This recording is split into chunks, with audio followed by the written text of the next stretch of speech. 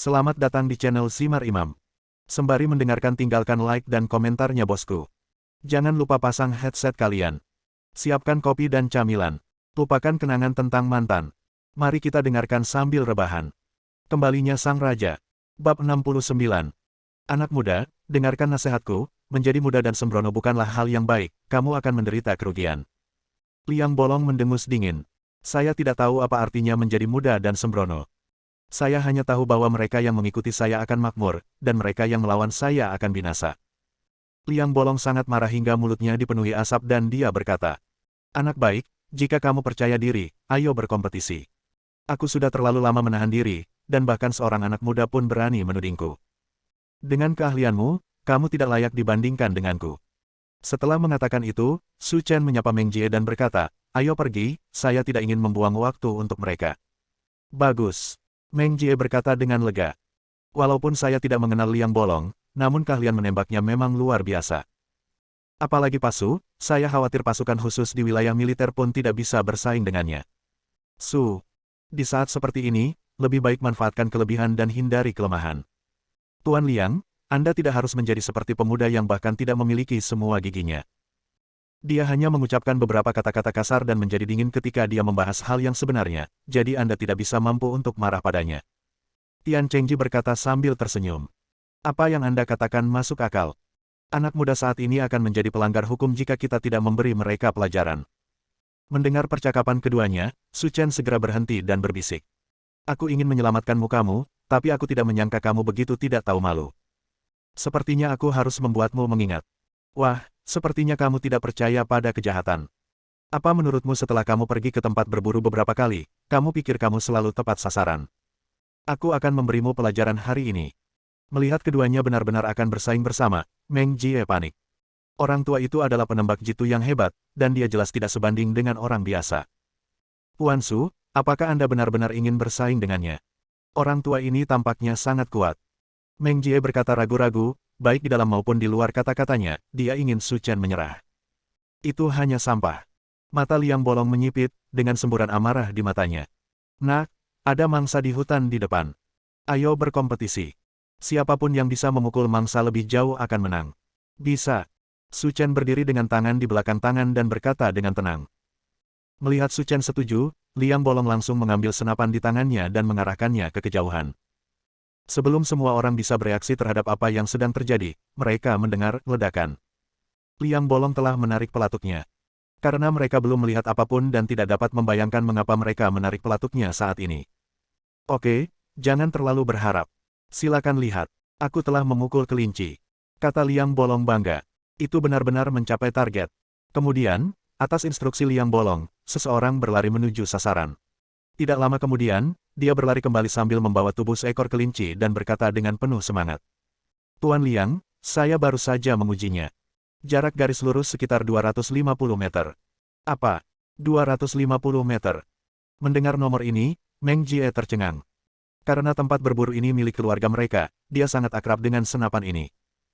Jangkauan maksimum senjata ini hanya 200 meter, tapi sebenarnya Anda menembak 250 meter.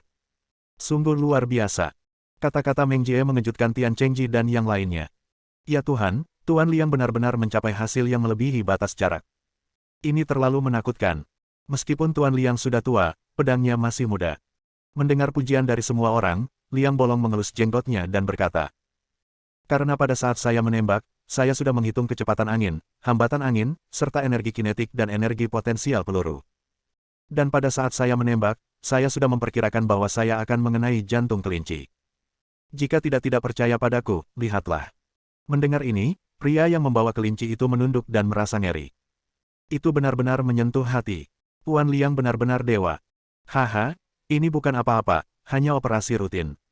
Setelah mengatakan itu, Liang Bolong berdiri dengan tangan di belakang punggung dan memandang Su Chen dan berkata, "Nak, aku sudah selesai. Giliranmu." Meng Jie memandang Su Chen dengan cemas.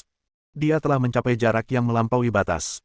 "Puan Su, Anda sebaiknya menggunakan senjata ini.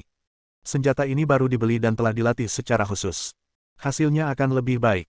Saat ini, Meng Jie hanya bisa membantu Su Chen dengan cara ini.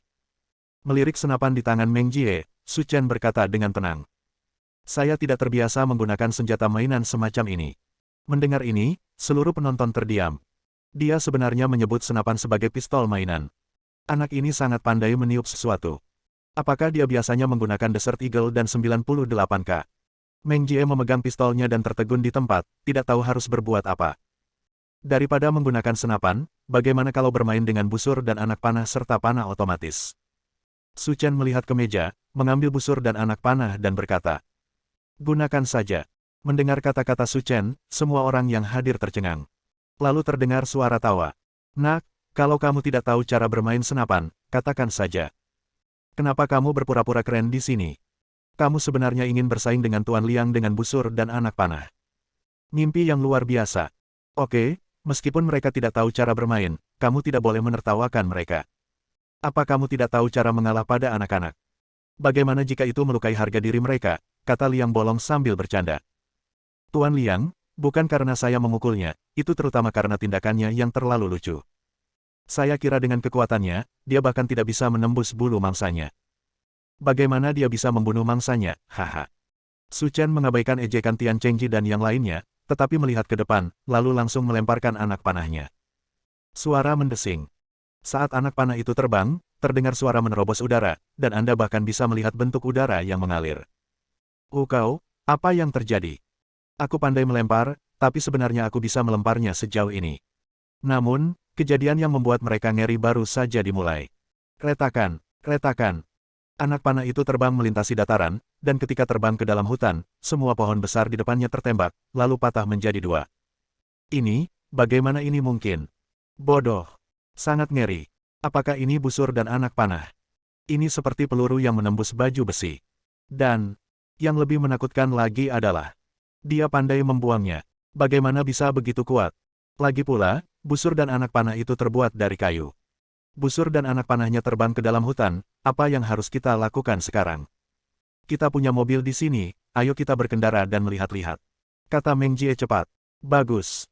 Setelah itu, rombongan menaiki mobil tamasya yang khusus digunakan untuk tempat berburu dan melaju sejauh lebih dari 500 meter sebelum berhenti. Namun ketika mereka melihat pemandangan di depan mereka, semua orang tercengang. Bab 70. Ini, bagaimana ini mungkin? Ketika mereka melihat busur dan anak panah, semua orang tercengang. Wajahnya pucat dan dia berkeringat banyak. Dia benar-benar menembakkan busur dan anak panah ke batu dengan tangan kosong. Yang lebih mengerikan lagi adalah hampir separuh busur dan anak panahnya menembus batu. Segera, semua orang berbalik dengan gemetar dan menemukan jurang yang dalam telah muncul di tempat busur dan anak panah lewat. Tak perlu dikatakan, semua orang tahu bahwa ini disebabkan oleh Su Chen. Melihat pemandangan ini, semua orang tidak lagi tahu bagaimana menggambarkan kengerian batin mereka. Apakah pemuda ini manusia atau hantu? Dia sebenarnya memiliki kemampuan yang luar biasa. Ini terlalu menakutkan. Batuk, batuk, batuk. Saat semua orang merasa ngeri, mereka tiba-tiba mendengar Tian Chengji batuk beberapa kali dan berkata, "Tuan Liang, selamat, Anda memenangkan permainan ini tanpa bahaya apapun." Mendengar ini, Meng Jie adalah orang pertama yang merasa tidak senang. "Tian maksudnya apa? Dari tempat asal sampai di sini jaraknya lebih dari 500 meter. Kamu sebenarnya bilang pas sukalah, apa kamu buta?" Menghadapi pertanyaan Meng Jie, Tian Chengji berkata dengan tenang. "Gadis kecil, ada sesuatu, sepertinya kamu melakukan kesalahan." "Melakukan kesalahan?" Meng Jie terkejut, "Apa yang kamu bicarakan?" "Haha, apakah kamu lupa aturan mainnya?" Melihat Su Chen dan Meng Jie, Tian Chengji berkata sambil tersenyum. "Aturan kompetisi ini adalah jika memukul mangsa pada saat yang sama, siapapun yang lebih jauh akan menang. Meskipun Anda lebih jauh, Tuan Liang. Liang telah menyerang mangsanya, jadi pemenangnya adalah Tuan Liang." Mendengar ini, Meng Jie tercengang. Karena perkataan Tian Chengji memang benar, dan dia tidak berbohong. Meskipun Su Chen berada jauh, dia tidak mengenai mangsanya. Ini yang paling mematikan. Awalnya Liang Bolong masih tidak mengerti mengapa Tian Chengji mengatakan dialah pemenangnya. Sekarang setelah mendengarkan penjelasannya, dia mengerti apa yang sedang terjadi. "Haha, teman kecil ini, aku menerima tawarannya. Saya pikir alasan utamanya adalah Tuan Liang dibatasi oleh senjata. Lagi pula, batas jarak senapan adalah 200 meter, tetapi Tuan Liang telah menembak pada jarak super batas 250 meter. Dalam hal ini perbandingannya, dia tidak lebih buruk dari dia." Ya, Tuan Tian benar. "Oke, jangan puji aku lagi." Liang Bolong berkata sambil tersenyum. Tetapi jika saya memikirkannya dengan hati-hati, apa yang Anda katakan masuk akal. Saya memenangkan pertandingan ini secara terbuka. Tentu saja. Xiao Tian, kamu tampil bagus hari ini. Datanglah padaku untuk menandatangani kontrak 200 juta nanti, kata Liang Bolong. Iya terima kasih Pak Liang atas apresiasinya.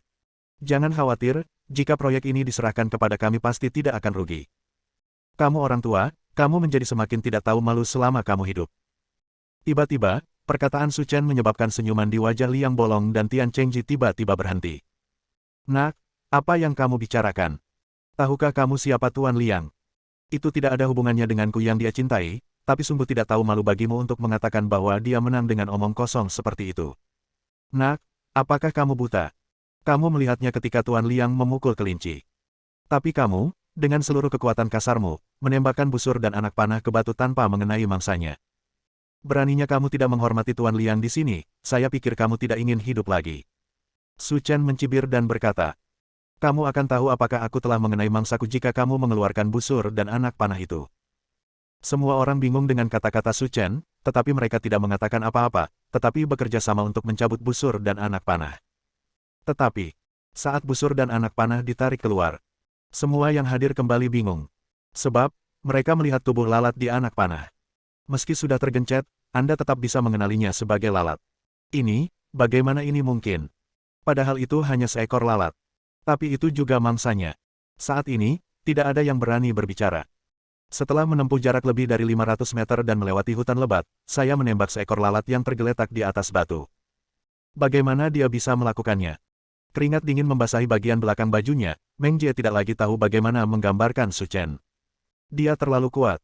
Sebelumnya, Meng Jie ingin menggunakan kecantikannya untuk membuat Su Chen mengambil umpan. Jika perlu, dia bahkan akan mengorbankan tubuhnya sendiri. Namun kini, Meng Jie tidak lagi berani memikirkannya. Sebab, dilihat dari berbagai tanda, Meng Jie merasa Su Chen telah melampaui tingkatan manusia dan mencapai alam yang benar-benar baru. Bukan berarti kamu bisa mendaki tinggi sendirian. Seperti yang dikatakan Wang Zi tadi malam, berdasarkan statusnya, dia bahkan tidak memenuhi syarat untuk membawa sepatunya. Adikku, aku bersedia direndahkan. Aku ingin tahu apakah aku bisa menanyakan namaku. Liang Bolong membungkuk dan berkata, panggil saja dia Tuan Su, semua orang memanggilnya begitu. Kata Meng Jie dari samping. Oke, Tuan Su. Liang Bolong berkata dengan hormat. Tuan Su, rumah saya tidak jauh dari sini. Bisakah Anda mengundang Tuan Su untuk duduk di rumah Anda agar kita bisa ngobrol? Meski identitas asli Su Chen belum diketahui, samar-samar Liang Bolong merasa pemuda di depannya itu tidak mudah untuk diajak main-main. Setenang perawan, aktif seperti kelinci yang ditelanjangi. Begitu orang seperti itu marah, amarahnya pasti akan menggemparkan dan tak terbendung. Tidak ada waktu. Su Chen menolak begitu saja, tidak memberi kesempatan pada Liang Bolong, lalu berbalik dan pergi. Melihat punggung Su Chen, Liang Bolong tersenyum pahit. Ini benar-benar kerugian besar bagi keluarga Liang. Setelah berjalan-jalan sebentar, Su Chen dan Meng Jie kembali. Bagi Su Chen, tidak ada fasilitas hiburan di dunia yang bisa membangkitkan minatnya. Daripada menunggang kuda dan berburu, lebih baik melihat hijaunya pegunungan dan hijaunya perairan serta mengapresiasi pemandangan. Tuan Su, Anda telah kembali pada waktu yang tepat. Kompetisi pacuan kuda akan segera dimulai. Ayo pergi dan lihat.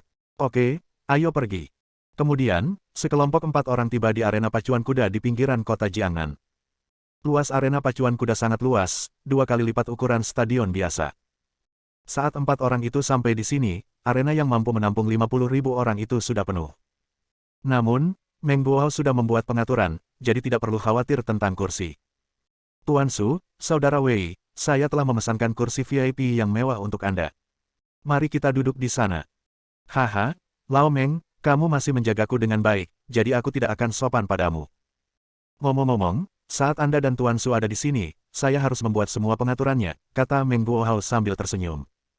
Tuan Su, apakah Anda sudah melakukan penelitian tentang pacuan kuda? Mari kita dapatkan beberapa juta untuk bersenang-senang. Wei Changtian bertanya setelah duduk. Bersambung.